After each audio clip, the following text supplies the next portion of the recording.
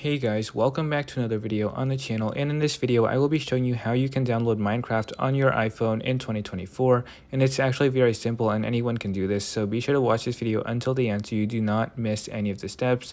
So let's get straight into the video. So what you want to do is go to your home screen right here, and once you're on your home screen, what you want to do is swipe down and then search for the word App Store.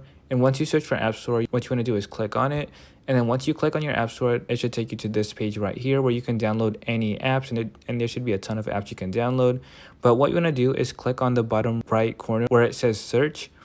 And once you click on search, what you want to do is just search for the word Minecraft. So Minecraft.